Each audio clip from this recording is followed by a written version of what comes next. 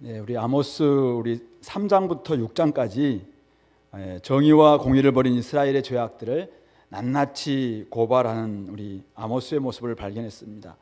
특별히 우리 5장 18절에서 화있을진저 여호와의 날을 사모하는 자여, 심판 날을 사모하면서도 심판을 준비하지 않고 있는 그들을 향해서 화있을진저라고 외쳤고, 또 6장 1절에서도 화있을진저 시온에서 교만한 자와 사마리아 산에서 마음이 든든한 자, 백성들의 머리인 지도자들, 여전히 흉한 날, 심판 날이 멀었다고 생각하면서 그냥 죄악을 짓고 있는, 교만을 여전히 일삼고 있는 그들을 향해서 화있을진저 그렇게 외쳤습니다. 그러면서 계속 이야기하기를 왜 이렇게 하는가? 우리 6장 12절 보면은 너희는 정의를 쓸개로 바꾸고 공의의 열매를 쓴 쑥으로 바꾸었다, 그렇게 이야기하면서 하나님이 맡겼던 마땅히 이스라엘 백성들, 또 하나님의 백성들이 해야 될 정의와 공의를 그냥 아예 버리는 것이죠. 바꾸어서 삶 가운데서 전혀 하나님의 말씀에 입각한 그런 삶을 살지 않은 것에 대해서 심판하시겠다, 그렇게 이야기를 했었습니다. 그러면서 6장 마지막 절에서 만군의 여호와의 말씀이다. 이스라엘 족속아, 내가 한 나라를 일으켜 너희를 치리니, 한 나라, 아수르 나라를 이제 너희를 칠 텐데, 그들이 하맛 어귀서부터, 북이스라엘의 가장 북쪽 경계 하맛 어귀에서부터 남쪽 경계였던 아라바 시내까지 너희를 학대하겠다, 억압하겠다, 이렇게 이제 말씀을 주셨던 것이죠. 결국은 이스라엘 백성들이 하나님이 맡기셨던 공의와 정의를 버리고 그냥 회개하지 않는 가운데서 세상과 똑같은 삶을 사는 것에 대해서 심판하시겠다, 그런 말씀을 하신 것이죠. 그런 맥락 가운데서 오늘 이제 7장부터 이제 뒷부분이 연결되는데요. 좀 앞부분 내용과는 조금 이제 내용은 비슷한데 형식이 좀 바뀌는 것 같아요. 오늘 우리가 읽었던 본문에서는 세 가지의 환상이 나옵니다. 세 가지 환상이 나오고 뒤에도 두 가지 환상이 더 나오거든요. 그래서 7장부터 9장 10절까지 5가지 환상이 나옵니다. 그래서 오늘 우리 7장 1절부터 3절은 뭐 제목을 붙인다면 메뚜기 환상입니다. 메뚜기가 와서 다 먹어버리는 그 환상. 4절부터 6절에서는 불이 이제 큰 바다도 삼키고 육지까지 먹으려 하는 불환상, 이렇게 뭐 제목 붙일 수 있겠죠. 그리고 세 번째 환상이 7절부터 9절 내용인데, 하나님께서 이 다림줄, 측량하는데 이제 벽을 담을 쌓거나 할 때 이렇게 뭐랄까요, 수직을 정확히 좀 재볼 수 있는 이런 다림줄을 좀 들고 서 계시는 다림줄 환상, 이렇게 볼 수 있을 것 같습니다.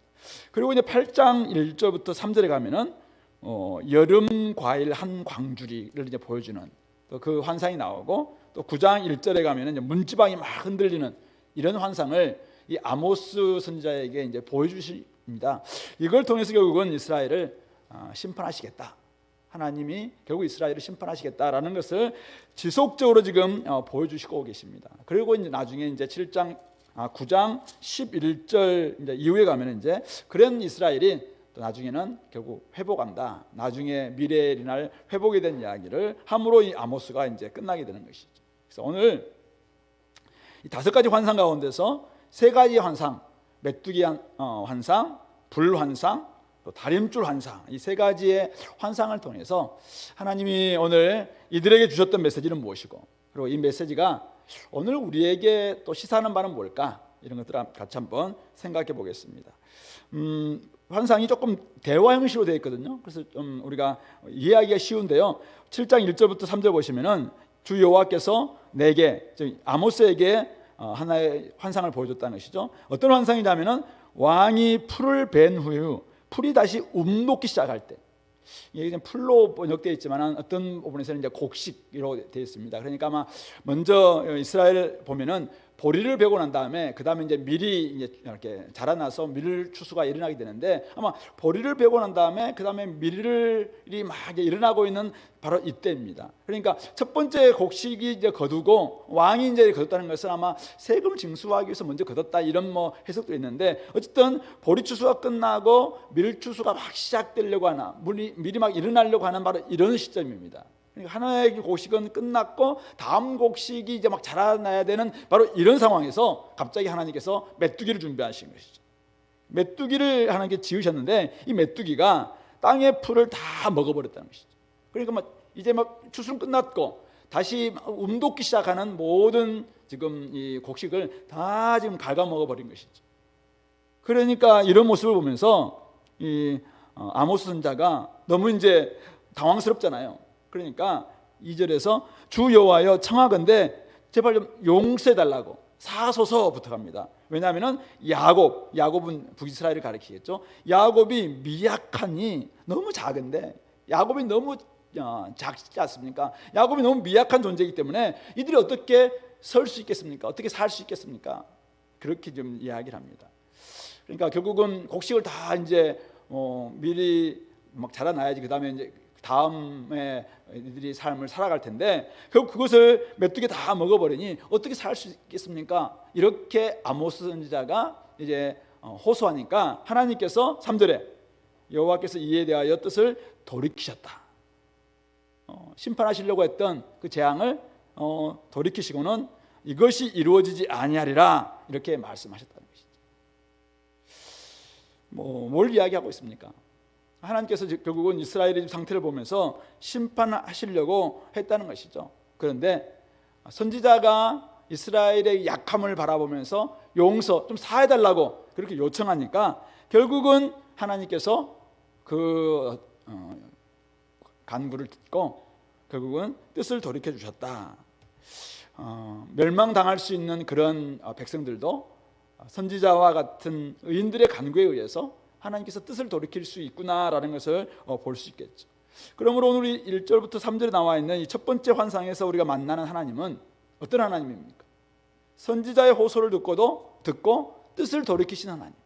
하나님은 변함없이 하나님은 오늘 아침에 우리 욥이 고백했던 하나님은 딱 뜻 정해놓고 절대 뜻 안 바꾸시는 분이시다. 그렇기 때문에 자기한테 좀 정해놨던 거 하나님 절대 안 바꾸고 자기한테 작정된 거 다 쏟으실 것이다 이렇게 이야기했는데 오늘 여기 나와 있는 하나님은 조금 다른 하나님이죠.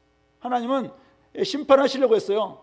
이들이 지금 엉망이니까 결국 공의와 정의를 버린 이스라엘을 향해서 하나님께 심판하시려고 했습니다. 그런데 이 간구하는 사람이 있어요. 선지자가 막 간구합니다. 이들이 너무 약하지 않습니까? 연약함을 근거로 하면서 이들을 좀 사해달라고 용서해달라고 하니까 하나님께서 그 뜻을 돌이키고 계시는 것이죠. 이게 뭘 의미합니까? 하나님께서 원하시는 것은 심판이 아니라는 것이죠. 하나님이 원하시는 것은 파멸이 아닙니다. 하나님이 원하시는 것은 도리어 이들이 생명을 걷고 정말 하나님이 주시는 그 땅에서 평안하게 샬롬을 누리는 것, 이것이 하나님께서 기대하시는 바고 하나님께 원하시는 바입니다.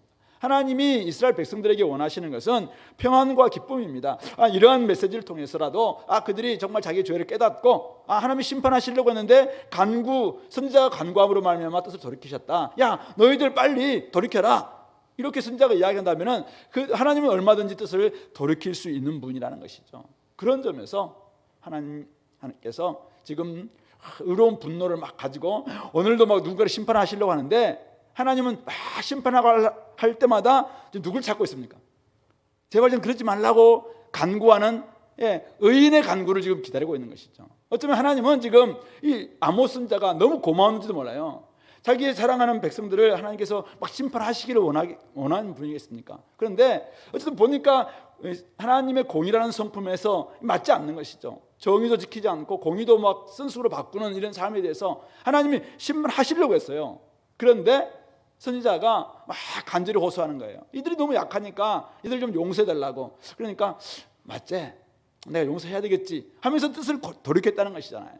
그러니까 어쩌면 선지자의 기도가 하나님 입장에서는 참 고맙다 이런 마음이 들지 않겠냐 이거죠. 그래서 오늘 우리 삶도 보면은 하나님은 정말 뜻을 돌이키시는 분이세요. 하나님은 오늘도 사실 우리가 다 마음에 들어서 오늘까지 이렇게 있는 게 아니라 하나님이 몇 번 사하고 몇 번 심판하시려다가 또 용서하시고 또 참으시고 그리고 또 예수님께서 저를 위해서 제가 죽었지 않습니까? 그러니까 하나님께 또 참으시고 그렇게 해서 어쩌면 오늘 우리가 여기까지 지금 살아있는지 모르겠어요. 오늘 물론 우리는 이미 예수님의 십자가의 공로로 말미암아 지금 죄심을 받고 하나님 보시기에 의인이다, 의롭다 이렇게 해주셔서 이거 있지만은 지금도 오늘 이 땅을 바라보면서 하나님께서는 계속해서 공의의 성품에 의한다면 이미 끝난 거죠. 그렇지만은 오늘도 누군가가 여러분들이 기도했겠죠. 여러분들이 이 땅을 바라보면서, 여전히 여러분들 가족들을 바라보면서, 여러분들 친구들, 여러분 직장 동료들 바라보면서 하나님, 저들이 아직은 몰라서 저렇습니다. 저들이 약해서 저렇습니다. 하나님, 저들 좀 용서해달라고 이렇게 할 때 하나님이 용서해 주시는 분이시라는 사실이죠.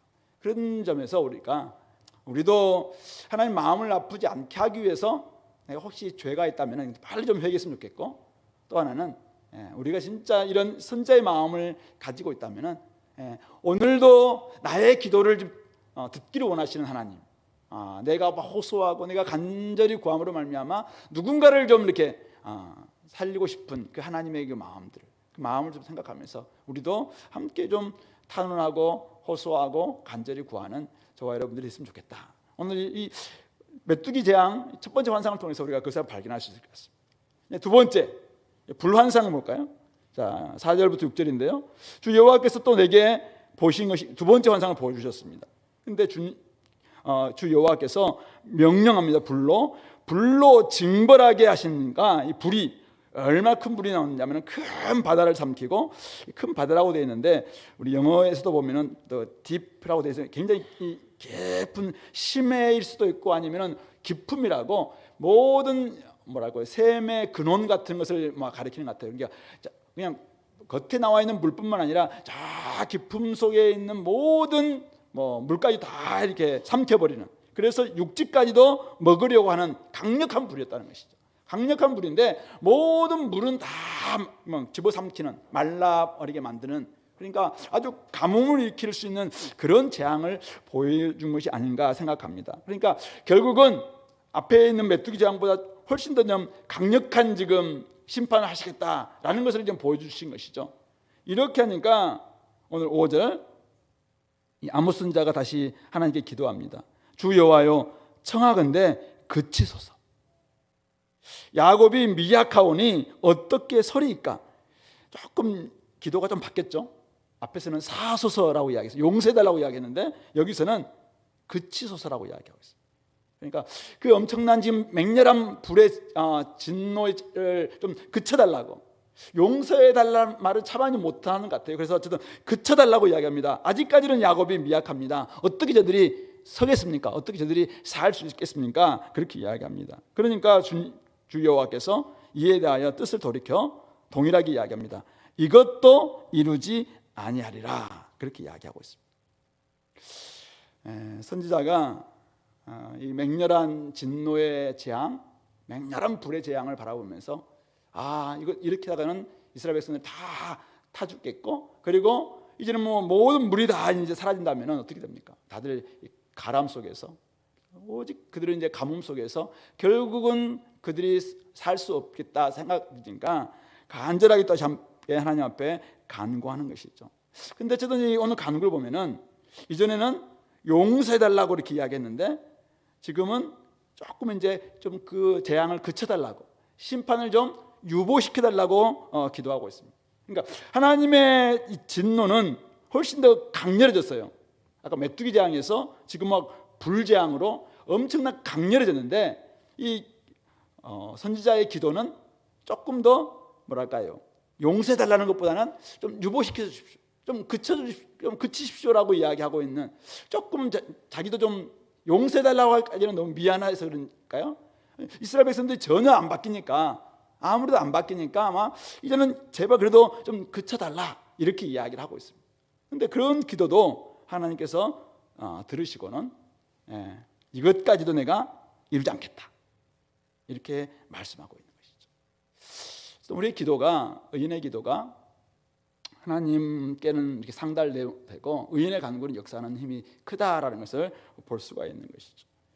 우리 첫 번째 재앙과 두 번째 재앙은 좀 공통점이 있습니다. 하나님께서 그것을 보여주셨고, 그리고 오늘 이 선지자가 기도했고, 그리고 하나님께서 이루지 않겠다 뜻을 돌이키는 이런 패턴이 같습니다. 그래서 이 환상을 우리가 보여주시는 이유가 뭘까요? 오늘 왜 하나님은 바로 메뚜기 재앙을 보이시고 또 내리시고 불재앙으로 그냥 쓸어버리면 되는데 왜 아모스를 통해서 이런 재앙을, 이상을 보여주시죠? 환상을 보여주시죠? 네, 이걸 통해서 좀 저 백성들을 권고하라는 것이죠. 저들 좀 경고하라는 것이겠죠. 저들 향해서 하나님의 마음이 어떤지, 내가 지금 진짜 이 백성들 참고 또 참았는데 나의 마음은 이렇다라는 것을 저들에게 좀 경고 보여달라, 이런 뜻 아니겠습니까? 하나님은 지금 메뚜기를 통해서 내일의 음식이 없을 정도로 다 지금 먹어 치울 수 있는 그런 마음이라는 것입니다. 뿐만 아니라 불을 통해서 그냥 모든 물, 모든 바다부터 육지까지 있는 생명이라고는 다 태울 수 있는 그런 강렬한 마음이 있다라는 것을 저들에게 좀 보여달라, 그렇게 이야기하고 있는 것이죠. 하나님이 백성들을 징벌하실 때조차도 여전히 경고하시고 권고하시고 또 이렇게 예고하시기, 그건 뭐예요? 돌이키라는 거죠. 제발 아직은 기회가 있다는 거죠. 그러니까 바로 쏟지 않고 말씀 주셨다는 것은, 이 이상을 보여주셨다는 것은 제발 좀 경고다 이거예요. 요한계시록에 우리가 일곱 인, 일곱 나팔, 일곱 이상, 일곱 대접 재앙이 쭉 계속되는 이유가 뭐예요? 바로 그냥 일곱 대접에서 전체를 다 끝내죠. 왜? 하나님께서는 4분의 1을 죽이는 일곱 인과 3분의 1을 죽이는 일곱 인과 일곱 나팔과, 그리고 여러 가지 마지막 추수가 있고 성도들의 추수가 있고 불신자 추수가 있다라는 것을 보여주는 그런 일곱 또 이상과 마지막 때 진짜 이 대접 다 보여주고 있는 이거 뭐예요? 좀 돌이키라는 거예요. 너희들이 이런 삶을 산다면은 짐승의 표를 받고 자꾸 저기 우상 숭배하게 되면은 이런 일을 당할 수밖에 없다. 제발 좀 돌이켜라. 하나님 심판하실 거예요, 분명히. 근데 심판하시기 전에 예고하는 거예요, 예고. 내일 비가 온다. 분명하게 지금 예보를 하는 거잖아요. 그러면 준비해야죠. 그렇게 하기 위해서 주님께서 지금 이렇게 환상을 보여주고 계시다는 것입니다. 두 번째는 오늘 이 두 가지 환상을 통해서 우리가 알 수 있는 바는, 하나님께서는 이 선지자와 같이 의인의 간구, 의인의 간절한 기도에 응답하셔서 때로는 심판을 유보하시기도 하고 뜻을 돌이키시기도 하시는 분이시다라는 사실. 오늘 이 땅이 여러분들 어떻습니까? 우리가 살고 있는 이 땅이 좀 정상적인가요? 여러분들은 좀 어떤가요? 정의가 땅에 떨어지고 여러 가지로 지금 진리도 또 진실도 사라진 것 같은 그런 세계 속에서 우리가 세상 속에 살고 있지 않습니까? 하나님의 공의가 시행되지 않고 있는 이런 모습 보면은 사실은 어찌 보면은 하나님의 심판이 지금 당장 시행되어도 누구도 항변할 수 없을 정도로 악하고 음란한 시대가 이 시대입니다. 그런데 왜 아직도 이 시대가 그대로 건재하죠? 하나님이 계시지 않기 때문인가요? 바로 어쩌면은 하나님이 자꾸 심판을 유보하고 계시기 때문이죠. 하나님이 심판하실 거예요. 요한계시록에 나와 있는 그 마지막 때가 분명히 올 겁니다. 그런데 이 땅에 그렇게 된다면 이 땅은 사실은 어떻게 됩니까? 하나님이 창조하신 이 땅, 하나님이 창조하신 하나님의 형상대로 지음받은 귀한 사람들, 하나님께서 그들을 지금 참고 또 참고 이렇게 하고 있는 것이죠. 그런데 그 뒤에는 이 의인들의 간구가 있다는 것이죠. 바로 간절히 구하는 이 땅의 사람들과 우리 시대의 많은 우리 연약한 지체들을 위해서 간구하는 의인들의 기도가 있기 때문이 아닌가라는 것을 우리가 이 두 가지 환상을 통해서 깨닫게 되는 것입니다. 그러나 우리가 분명히 알 것은 이거죠. 하나님은 계속 참고만 계실 분이 아니라는 것이죠. 마지막 이제는 하나님의 때가 되면은 일곱인, 일곱 나팔, 일곱 이상, 일곱 대접 재앙이 끝나고 주님께서 오시는 그날, 바로 그리스도께서 오시면은 이제는 만왕의 왕이고 만주의 주가 되시는 그분께서 바로 말씀의 칼로 이 땅에 대해서 철저히 심판하실 것입니다. 그때는 용의 동맹자이든 사탄이든 사망이든 다 영원한 불못에 떨어질 수밖에 없는, 거기에 자기 기생하고 살았던 큰 바벨론 성에 늘 기생하면서 살았던 음녀의 그냥 거기에 늘 기생하면서 살았던 수많은 사람들 다 함께 공중의 새들의 밥이 되고 말 것이라고 분명히 말씀하고 있습니다. 심판이 없지 않습니다. 심판은 분명히 있습니다. 그러나 그것이 지금 유보되고 있을 뿐이라는 사실이죠. 죄의 권세와 영향력이 하나님이 창조하셨던 이 땅을 너무나도 왜곡시켜 놨습니다. 너무나도 하나님의 영광을, 하나님의 그 영광스러운 공의와 정의를 지금 훼손시켜 놨습니다. 그렇기 때문에 하나님은 노아 홍수를 통해서 이 땅을 완전히 정화시켰던 것처럼 하나님은 결국 마지막 심판을 통해서 하나님의 정의와 하나님의 공의가 살아있다는 것을 분명히 보이는 그날이 올 겁니다. 그날까지 우리가 해야 할 일이 무엇인가요? 그 심판은 의롭고 참된 심판입니다. 그래서 그때 우리 계시록 19장에 보면은 막 할렐루야가 4번씩이나 막 펼쳐지고 있잖아요. 하나님께서 하시는 그 일은 바르는 것이죠. 바로 그 바른 심판이 오기 전까지 우리가 해야 될 일이 있습니다. 우리가 해야 될 일이 뭡니까? 기도를 쉬지 않아야 되겠죠. 어떻게든지 이 땅을 좀 살려달라고 간구해야 될 것이고, 또 우리는 그 하나님의 심판에 정말 대상이 되지 않도록 우리가 돌이키는 것입니다. 주님의 날을 준비하기 위해서. 심판의 날은 반드시 찾아옵니다. 오늘 이스라엘 백성들 심판의 날, 그 흉한 날이 없을 것이라고 생각하고 그냥 마음껏 살았습니다. 그러나 결국 한 나라를 일으키시는 바로 그날, 아수르를 일으키는 그날, 하맛 어기서부터 아라바 시내까지 다 그들을 초토화시키고 말았습니다. 그런 점에서 오늘 우리가 심판이 없지 않습니다. 그러나 지금 의인의 간구로 인해서 심판이 유보되고 있을 뿐이죠. 그런 점을 생각한다면 하나님이 오늘도 참 우리를 향해서 어떤 마음을 가지고 이 땅을 좀 살아가야 될 것인가. 하나님의 마음을 가지고 있다면 이 땅을 향해서 우리가 더 많이 간구해야 될 것이고, 좀 더 우리도 하나님의 성품을 닮아서 의롭고 거룩하고 또 이 땅을 향해서 온전히 좀 하나님의 마음을 가지고 사랑할 수 있는 저와 여러분들 될 수 있기를 바랍니다. 이제 세 번째 환상으로 넘어갈게요. 7절부터 9절인데요. 다림줄 환상인데, 이 심판을 유보하셨던 하나님께서 세 번째 환상을 바로 보여주십니다. 또 내게 보이신 것이 이러하니라. 다림줄을 가지고 쌓은 담 곁에, 이 담이 있는데 이 담이 다림줄을 가지고 쌓은 담이에요. 그러니까 정확하게 측량을 정해서 수직도 정확하게 보고 수평도 정확하게 보고 잘 쌓아놓은 담이에요. 그 담 곁에 주께서 손에 다림줄을 잡고 계세요. 이 측량줄 줄을 잡고 계세요. 뭐냐면은 검사하겠다는 것이죠. 이 담이 지금 제대로 되어 있는가 검사하겠다라는 그런 의도를 가지고 서 계십니다. 그러면서 여호와께서 이 선지자에게 묻습니다. 아모스야, 내가 무엇을 보느냐? 이렇게 질문합니다. 이렇게 하니까 내가 대답하되 다림줄입니다. 이렇게 대답합니다. 근데 주님께서 뭐라고 얘기합니까?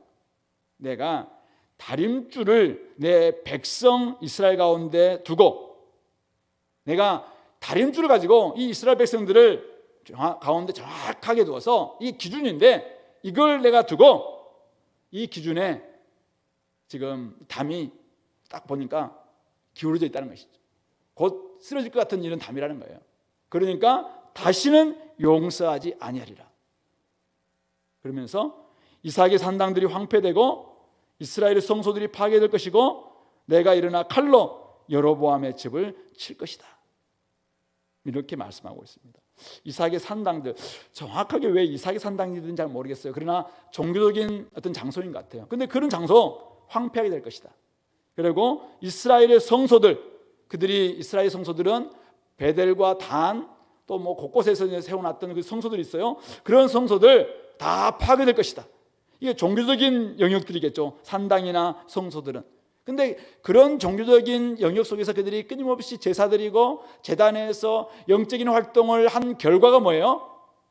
앞에서 이야기했던 그냥 온갖 사회적 불의를 저질렀던 그런 모습이었습니다. 그런 이스라엘 여로보암 집이죠. 당시 지금 왕이었던 여로보암 2세. 이 여로보암의 집을 내가 치겠다. 칼로 치겠다. 결국 이들을 심판하시겠다. 그렇게 이야기하고 있습니다. 좀 특이한 것은 뭐냐면은 우리 첫 번째 환상과 두 번째 환상에는 이렇게 말씀하실 때 아모스가 막 기도했잖아요. 중보했잖아요. 근데 이 세 번째 환상에는 아모스의 기도가 없습니다.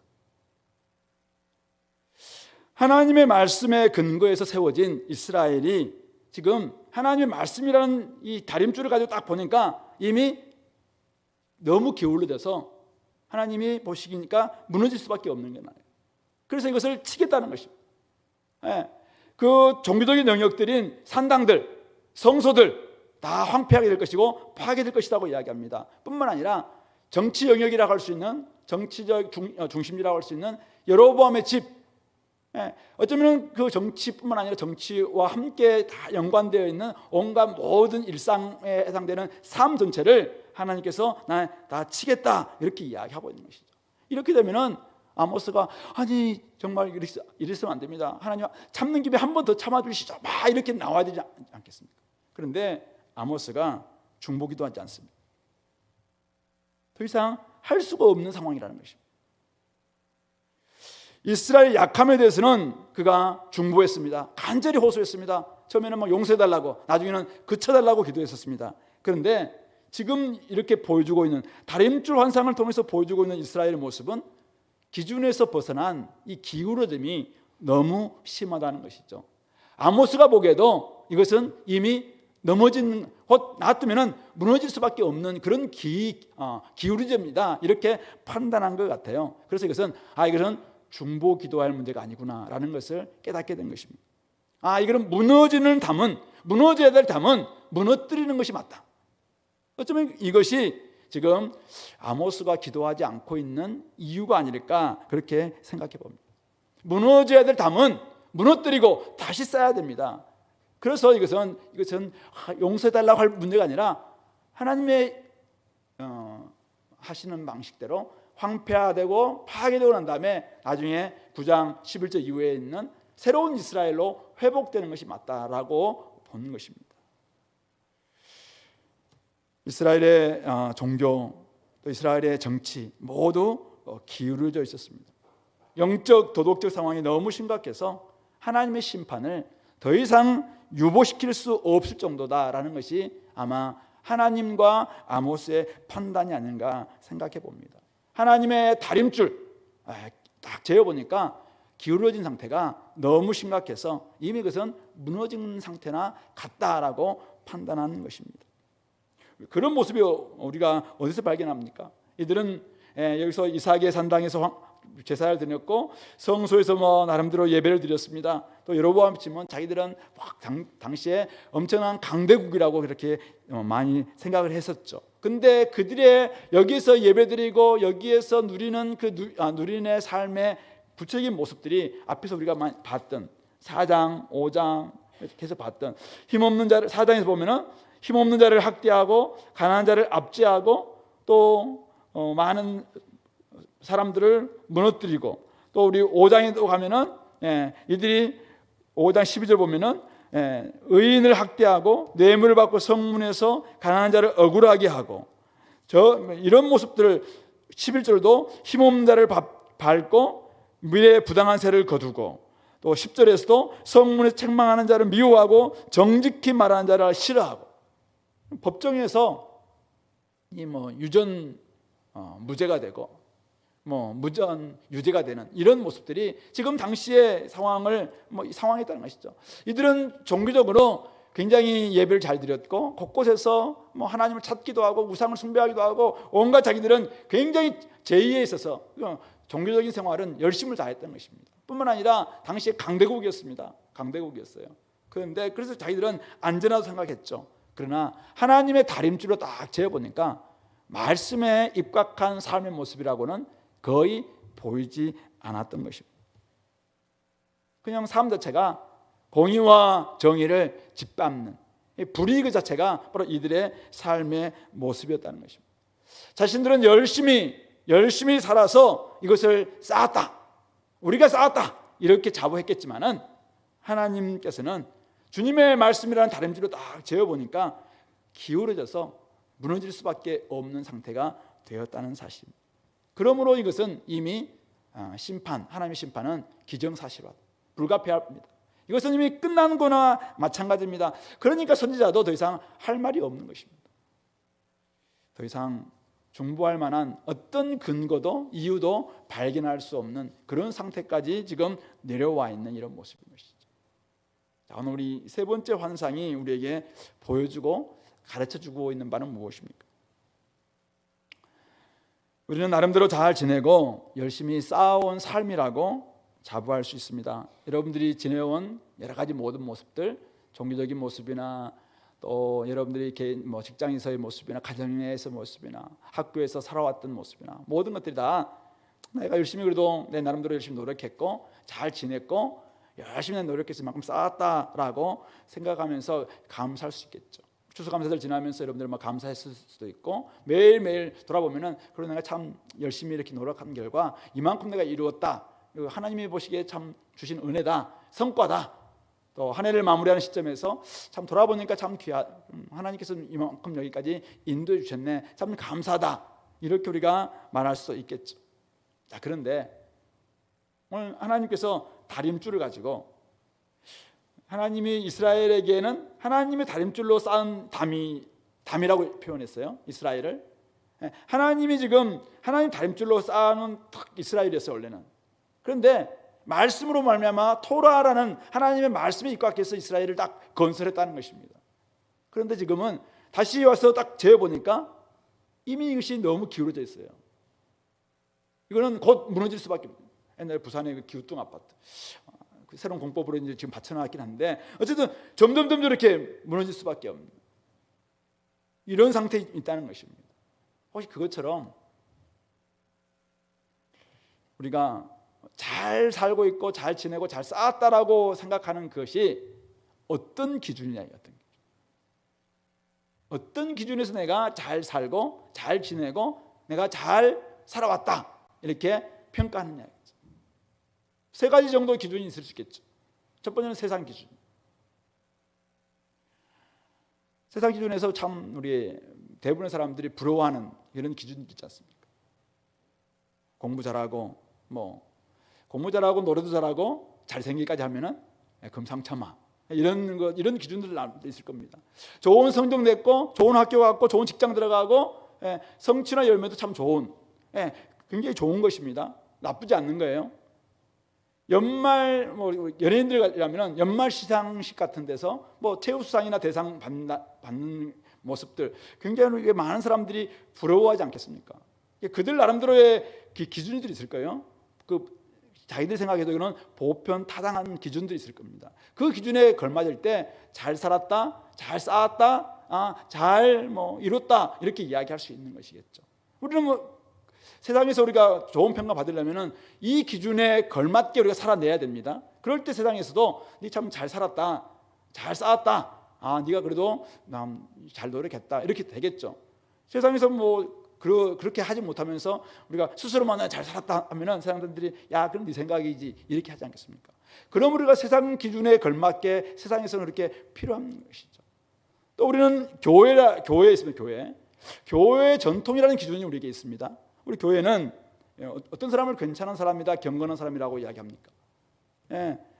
경건 시간 잘 지키고 예배 출석 잘하고 또 나름대로 11주도 하기도 하고 우리 교회라면 전도팀과 선교팀에 잘 동참도 하고 또 PBS도 꼬박꼬박 잘하고 70까지는 못한다 할지라도 그래도 적어도 한 55 정도는 하기도 하고 이렇게 한다면은 좀 괜찮을 거. 그리고 오늘같이 또 수요일날 춥고 이런 날 수요일날도 교회 나오고 금요일날도 그래도 좀 나오고 수요예배 금요기도도 꼬박꼬박 잘 참석하고 그리고 때가 되어서 직분도 좀 받고 그리고 나름대로 구령의 열정도 있고 사모함도 있고 이런 사람들 보면은 교회 기준에서 보면은 이 사람들 그래도 잘 살고 있네, 참 좋은 사람이네, 하나님 보기 거룩하다 이렇게 보겠죠.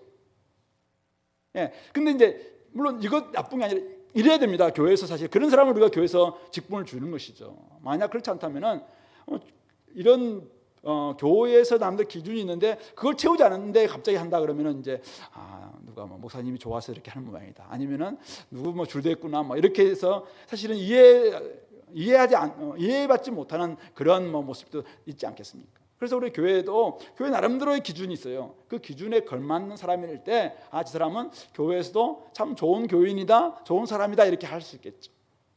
근데 여기 통과돼야 됩니다. 이것도.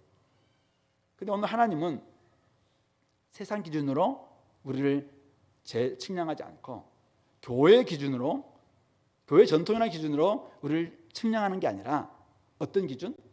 말씀이라는 기준으로 우리를 측량한다는 것입니다. 교회 기준이 말씀 기준과 똑같으면 참 좋겠어요. 세상에서 잘났다는 그 기준하고 말씀의 기준하고 좀 일치한다면, 일치하는 면도 있으니까 성실함 이런 것들은 일치하는 거겠죠. 일치한다면 금상첨화예요. 좋아요. 근데 하나님의 기준과 어떨 때는 세상 기준, 교회 기준과 좀 다른 부분이 있다는 것이죠. 그럴 때 우리는 오늘 분명하게는 다림줄로 가지고 쌓은 담이라면은 주님께서 그 다림줄을 가지고 지금 딱 우리를 잰다는 것입니다. 바로 말씀의 기준으로 우리의 삶이라는 이 담을 어떻게 쌓았는가, 이것을 잴 것이라는 것이죠.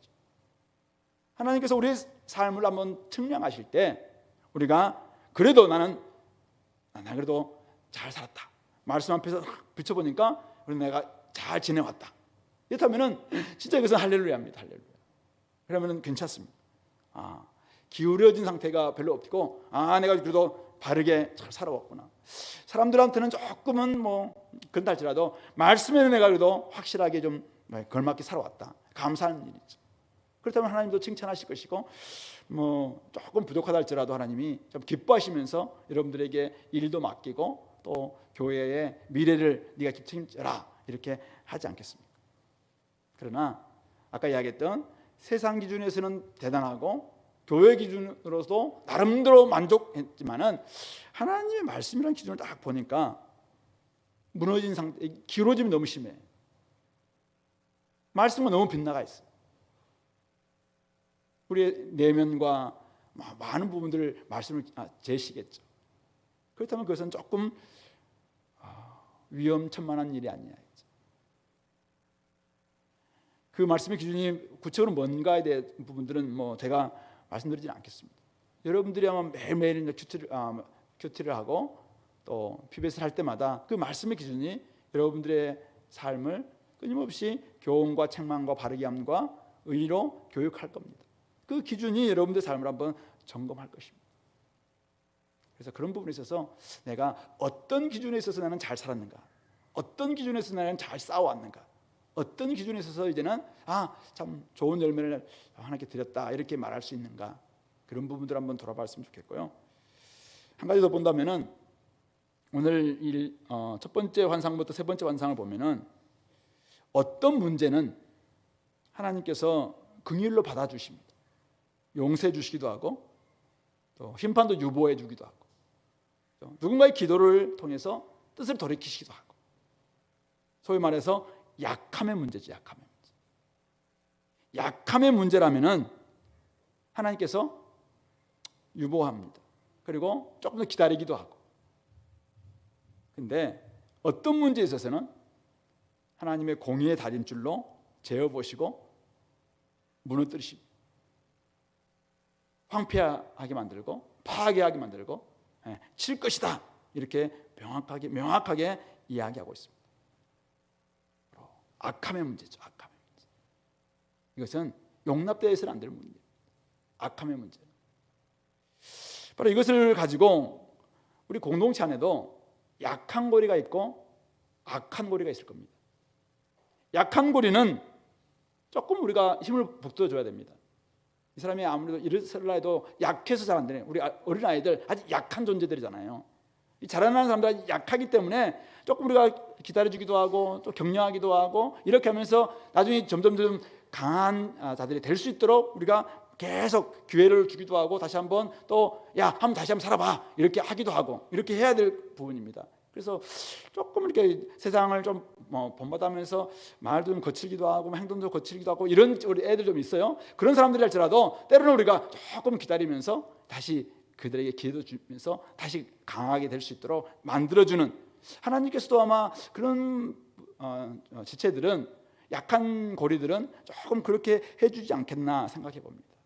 그런데 어른이든 아이들이든 이 악한 고리가 있습니다.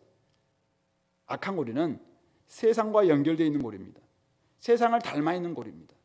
이것은 죄와 연결되어 있는 고리입니다. 그 악한 고리는 결국은 공동체를 악하게 만들 수 있는 고리입니다. 이것은 굉장히 위험합니다. 이것은 잘라내지 않으면은, 이것은 무너뜨리지 않으면은, 파괴하지 않으면은 도리어 그 악한 고리로 인해서 공동체 전체가 무너질 수 있습니다. 그래서 이것은 잘라내야 됩니다. 이것은 명확하게 제거해야 됩니다. 이것은 철저히 회개해야 합니다. 진리의 말씀에서 벗어나서 그냥 자기가 이것은 자기는 뭐 약함이라고 이야기하지만 보니까 철저히 악함의 문제, 절대 자기 고집으로만 하려고 하는 이런 모습이라든지 이런 것들은 분명히 이것은 잘라내야 될 부분이죠. 소위 말해서 하나님 대신 재물과 탐심을 섬기고 있다면은 하나님 겉모습은 하나님 섬기죠. 근데 속에 딱 들어가 보니까 하나님이 아니에요. 그냥 오직 재물, 오직 탐심에, 이것은 악한 고리예요.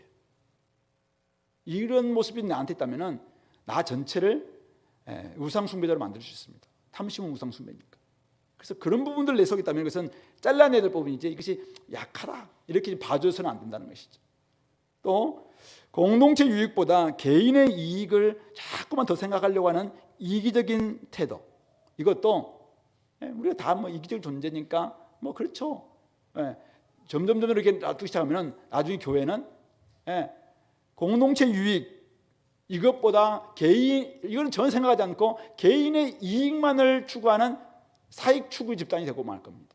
이것은 하나님 나라와는 전혀 상관이 없는 공동체죠. 이것도 잘라내야 될 부분입니다. 이기적인 생각들, 이기적인 가치관들, 이기적인 태도들, 이것들은 잘라내야 될 악한 고리입니다. 그리고 기도를 하는데 하나님의 정의와 하나님의 공의를 위해서 기도하는 것이 아니라 끊임없이 자기의 번영만을 위해서 기도하는, 저는 물론 이 부분은 이게 약함인가 악함인가 사실은 조금 제도와 명확하게 분별은 좀 더 해야 되는데요. 근데 우리의 기도가 하나님 나라와 의의가 아니라 끊임없이 나의 나라, 내 만족이죠. 나의 번영, 이것만을 위해서 만약 우리 기도한다면은 하나님의 나라는 하나님께서 이 땅에 건설하신 교회는 굉장히 품이 넓어요. 근데 우리는 너무 좁은, 자기밖에 모르는 이런 그리스도인으로 양산할 가능성이 있습니다. 그런 점에서 이것은 굉장히 조금은 위험스럽습니다. 그래서 우리 기독교가 오스기니스라는 분이 무덤 파는 기독교에서 그리스도인이라는 책에서 이야기하고 있는 부분인데, 어쨌든 우리가 너무 사익 추구로만, 자기 개인적인 사적인 종교로만 이렇게 추구하게 될 때 기독교가 굉장히 어떤 자기 동물 파는 것 같은 이런 모습이 되어서 굉장히 전혀 성경에서 이야기하고 있는 기독교가 아닌 모습이 될 수 있다, 그렇게 좀 이야기했는데요. 이런 부분도 조심할 뿐이 아닐까 생각해 봅니다. 시편 1편 1절에서는 복 있는 사람은 악인들의 꾀, 죄인들의 길, 오만한 자의 자리 앉지도 않고 가지도 않는 거라고 이야기했습니다.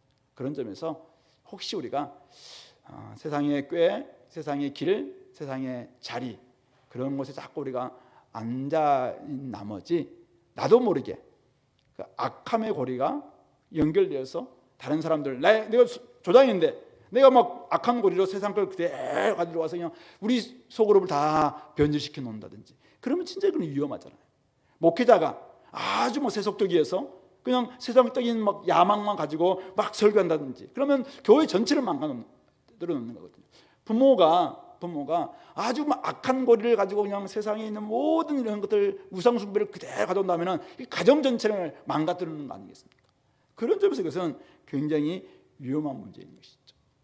그런 점에서 오늘 우리가 약함의 문제인가 악함의 문제인가 이것을 잘 분별하면서 오늘 이 나라와 이 민족을 위해서 기도할 때도, 하나님 대통령을 위해서 기도하시고 유정자를 위해서 기도할 때도 그것이 악함의 문제인지 진짜 약한 모습인지 이걸 좀 생각하면서 정말 그들에게 용서해달라고 기도해야 될지, 아니면 저 부분들은 정말 철저히 무너뜨리게 해달라고 기도해야 될지 좀 했으면 좋겠고, 한국교회도 마찬가지입니다. 한국교회나 우리 교회를 위해서 기도할 때도 이것은 진짜 약한 모습인가, 그렇다면 얼마든지 우리가 하나님의 은혜를 달라고 힘을 달라고 우리 기도해야 될 부분입니다. 그러나 그렇지 않고 여전히 우리가 세속을 닮아가는, 세상과 똑같은 이런 모습으로 그냥 막 추구하려고 하는 이런 모습이 있다면 도리어 그것은 무너지는 게 맞습니다.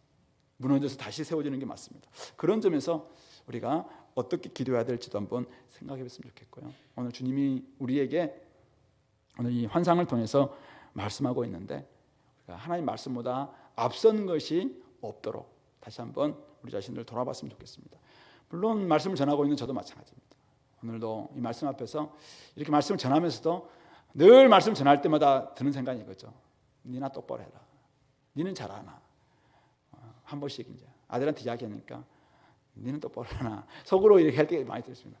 어저께 제 집사람이 뭐 당신 똑바로 하나 뭐 이렇게 하는 바람에 내가 막 마음에서 잘 똑바로 못해 앞으로 말하지 않아야지 이런 생각이 들었긴 했는데 우리가 항상 그렇잖아요. 그러나 때로는 그럼에도 불구하고 늘 기준이 있습니다. 말씀의 기준 앞에서 다시 한번 자신을 돌아보면서 이렇게 살아야 되는데 나도 부족하지만 그래도 함께 또 같이 가자 이렇게 이야기하면서 말씀에 입각한 그런 삶을 좀 살 수 있도록 그 기준이 무너지면 안 될 것 같아요. 이 기준이 자꾸 망가뜨려지면은 전체가 다 사실은 뭐 기준이 없으니까 막 자기 속으로 옳은 대로 살지 않겠습니까? 그렇지 않도록 우리 가정에서도 아빠가 딱 기준을 만들어 주든지 아니면 엄마가 정확한 기준을 딱 세우든지 그 기준이라는 것은 결국 말씀의 기준이겠죠. 그 말씀의 기준에 따라서 좀 우리가 이렇게 좀 살자. 좀 우리가 약한다 할지라도 그 부분들은 이거 지켜내자.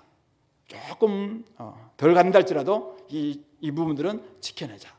우리 교회가 조금 뭐 다른 사람들 보기에 부족하게 본다 할지라도 우리 이 기준만은 분명히 지켜내자. 이 말씀의 기준들이 있죠. 이런 것을 통해서 결국 하나님의 다림줄이 딱 섰을 때 참 그래도 착하고 충성된 종이었다라고 칭찬받을 수 있는 우리가 작은 증인이랄지라도 우리는 작은 능력 가지고도 주님의 이름을 배반하지 않았다. 우리 빌라델비아 교회 같은 그런 모습으로 이 땅을 살아가는 우리 공동체 될 수 있기를 바랍니다. 같이 한번 기도할까요? 말씀을 좀 생각하시면서 또 여러분들이 주셨던 말씀을 기억하시면서 같이 한번 기도하겠습니다.